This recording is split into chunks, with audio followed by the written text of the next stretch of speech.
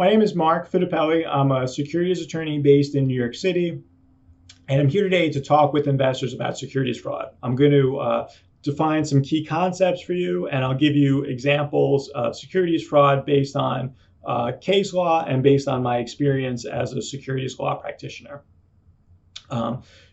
What I'd like to do first is I'd like to discuss with you what is a security, right? So before we get into what is securities fraud, it's important to understand what is and is not a security, right? Because you can't have securities fraud unless you're dealing with a security. Whether or not an instrument qualifies as a security is complicated, and in order to determine whether or not an instrument is a security, a court generally would have to go through something that's called the Howey test, and that test comes from an important U.S. Supreme Court case called SEC versus Howey. I'm not going to discuss with you those elements in detail or what the case says, but what I'm going to do is I'm going to give you examples of things that the SEC or courts have said, number one, definitely are securities, number two, definitely are not securities, and number three, fall within a legal gray area, right? So first, things that definitely are not securities. Currency is not a security. A deed to real property, not a security, right? Things that are securities, stocks, bonds, mutual funds, ETFs are definitely securities.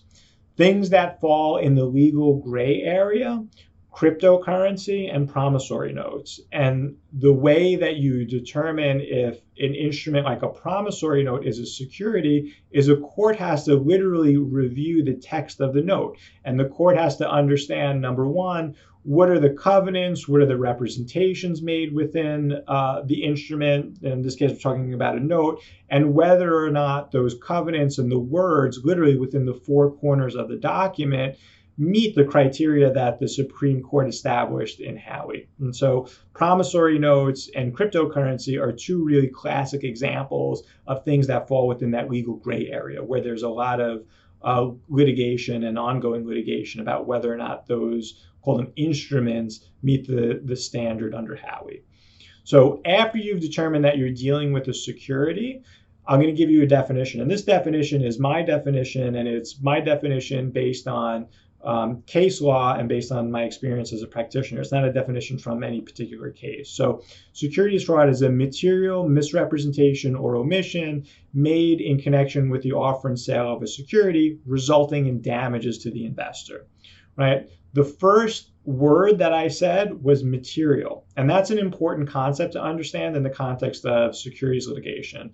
So not every false statement is something that's material. I'll give you examples of things that are or not material, and I'll use the example of a coffee company. Let's say a coffee company puts out a press release, and the press release says that they're changing the color of their cups. 3 weeks later, the company puts out another press release, and they say, we're sorry. An intern put out that press release. They weren't authorized to do it. It's false. We're not changing the color of our cups. That's not something that's material. And the reason why it's not something that's material is because the market doesn't care about that, right? It's not something that's going to move the stock, and sophisticated market participants don't care what color the coffee cup is. Let's use the same company, and let's say instead of saying that they're changing the color of a coffee cup, they issue a press release that says that they're going from 5 stores to 50 stores. A week later, they issue another press release to correct that, saying, we're sorry, we're not opening up 45 new locations, we're only opening up 2 new locations. Well, that's something that's material, right? And it's material because it's a significant corporate event, and it's something that's going to materially move the stock, right? Saying that something's material is a fancy lawyer way of saying that something's important, right? And it's also a fancy lawyer way of saying that something is going to move the stock. It's something that the market's going to really care about. So compare those two examples that I gave you. Changing the color of the cup, not material. Opening up 45 new locations, material. Most litigation isn't that clear cut, and most litigation and issues that are litigated often fall within some gray area where the issues aren't that clear cut. The other part of my definition that's important for you to understand is the second part, statement or omission. And I think it's clear to most people that companies, especially publicly traded companies, can't make false statements, right? They can't say things that aren't true.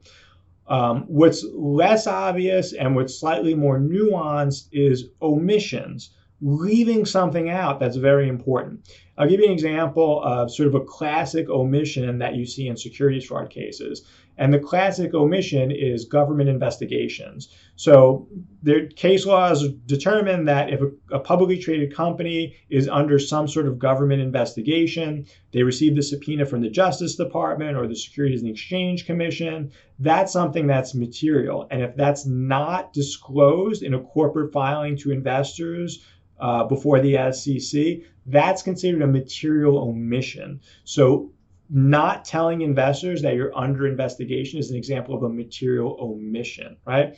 And the point that I want you to understand is that companies could be liable for securities fraud if they're making statements or omissions. And that's an important point, that it's not just false statements, it's also leaving something out that's considered material. Finally, the last issue that I want to discuss with you is the issue of damages, right? As a condition of any securities fraud litigation, the investor has to be damaged, and there has to be damage that's created on the market overall.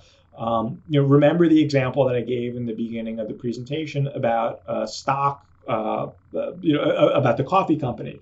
If that press release about opening up 45 new locations doesn't result in a stock drop when the news hits the market, then there's no case because investors weren't damaged. And the market's going to dictate whether or not there are damages because the market will either go up or go down. And if the stock crashes when the information hits the market, then investors are damaged and they can bring one of these claims. But if the stock isn't affected and if the stock price it doesn't materially change, then investors can't bring a case because they're not damaged. And that's the last important point to understand about securities fraud. So I hope this definition was helpful for you. If you invested in a publicly traded company or any other company and you have questions about whether or not you were defrauded, you can give me a call by calling 800-767-8040, or you can visit my website, www.mdf-law.com. Thank you.